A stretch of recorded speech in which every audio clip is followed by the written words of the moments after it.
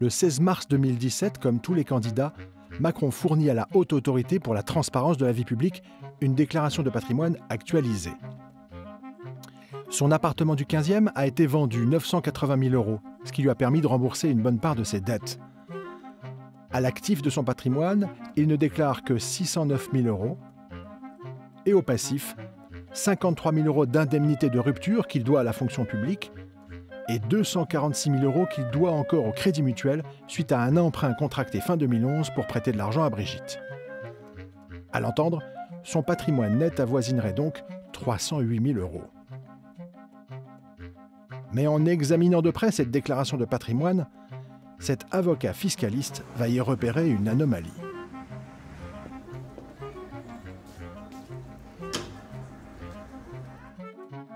Si Emmanuel a prêté 350 000 € à Brigitte, voire 500 000 comme le camp Macron l'affirmait au JDD en 2017, alors elle lui doit cet argent. C'est une créance qu'Emmanuel aurait dû inscrire à son actif, ce qui aurait porté son patrimoine à 658 000, voire 808 000 €. Explication de notre avocat fiscaliste. Monsieur Macron, en fait, avait donc prêté de l'argent à son épouse, où il avait dépensé dans son couple de l'argent, mais pour les travaux de la maison de son épouse. Or, dans un couple, sauf cas particulier, mais on distingue le revenu, le patrimoine de chacun. Et dans un régime matrimonial, c'est-à-dire le régime sous lequel ils étaient mariés sur le plan juridique, Madame Macron possédait sa maison du Touquet, Monsieur Macron ne la possédait pas. Quand M. Macron dépense 500 000 € pour faire des travaux dans cette maison, eh bien, en fait, c'est comme un prêt à son épouse, puisque c'est un prêt pour le bien propre, ce qu'on appelle un bien propre, c'est-à-dire le bien personnel de Mme Brigitte Macron. La conséquence, c'est que sa déclaration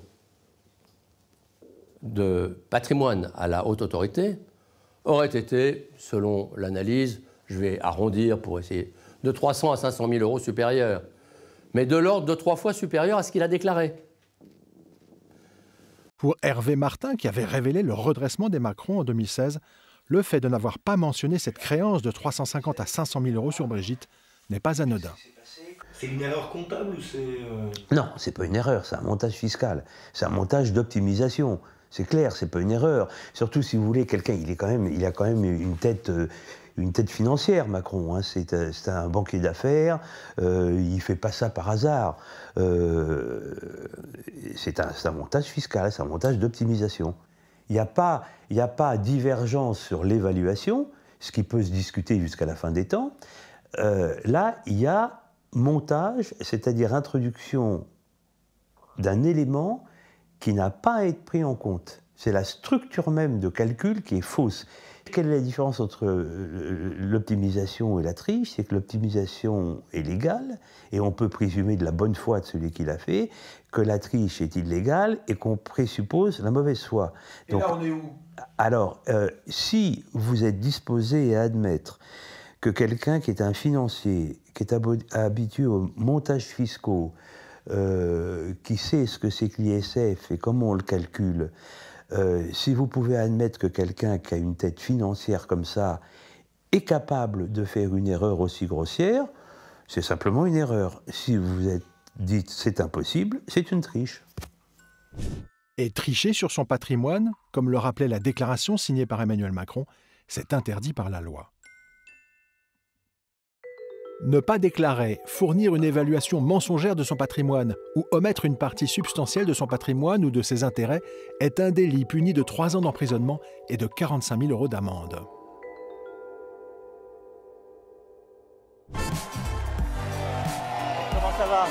L'attitude du candidat d'En Marche interpelle d'autant plus qu'en ce début 2017, pour avoir employé fictivement son épouse Pénélope, François Fillon vient lui d'être mis en examen.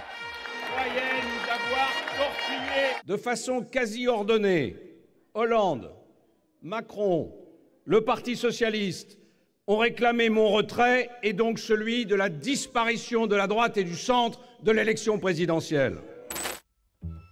Ce jour-là, sur le site de son think tank, Jean-Philippe Delsol titre « Macron a menti sur sa déclaration de patrimoine ».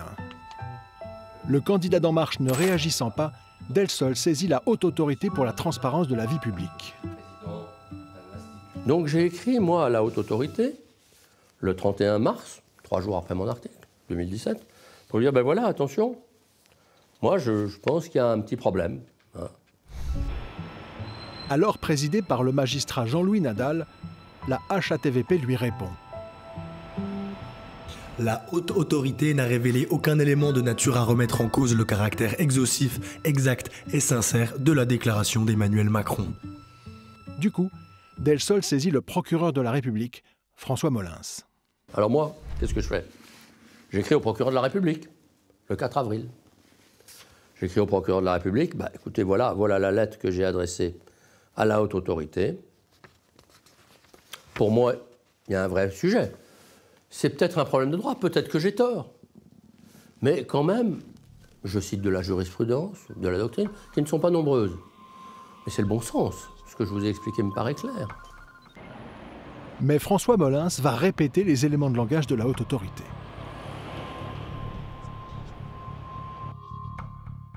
Le collège de la Haute Autorité s'est prononcé par 2 délibérations dans lesquelles il a constaté qu'en l'état de ces informations, aucun élément ne permettait de remettre en cause le caractère exhaustif, exact et sincère des déclarations de M. Emmanuel Macron.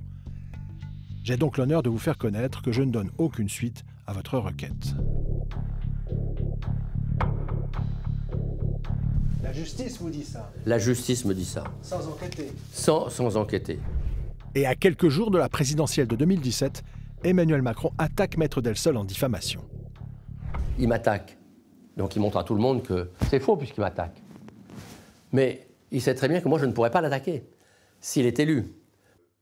À l'audience, fin 2019, le parquet propose donc de suspendre la procédure. Et le procureur, c'est une femme, a effectivement dit on est dans un cas très particulier qui est pour nous tout à fait nouveau. Nous ne connaissons pas de jurisprudence en la matière, mais on comprend bien que Maître Delsol n'est pas en mesure de démontrer judiciairement qu'il a raison, puisqu'il ne peut pas aller devant un tribunal correctionnel, lui, contre M. Macron aujourd'hui. Donc, conclusion, nous allons surseoir à statuer pour que Maître Delsol puisse, c'est ce qu'a dit la procureure, attaquer M. Macron en correctionnel avant que nous reprenions notre analyse de la chose. Mais attaquer Emmanuel Macron en correctionnel, c'est impossible tant qu'il est président. Ce serait pourtant d'autant plus intéressant qu'en 2014, une incohérence était apparue entre ce qu'il affirmait avoir gagné chez Rothschild, près de 3 millions d'euros ici en rouge, et le modeste patrimoine qu'il déclarait alors, seulement 156 000 euros. Sa fortune se serait-elle envolée ?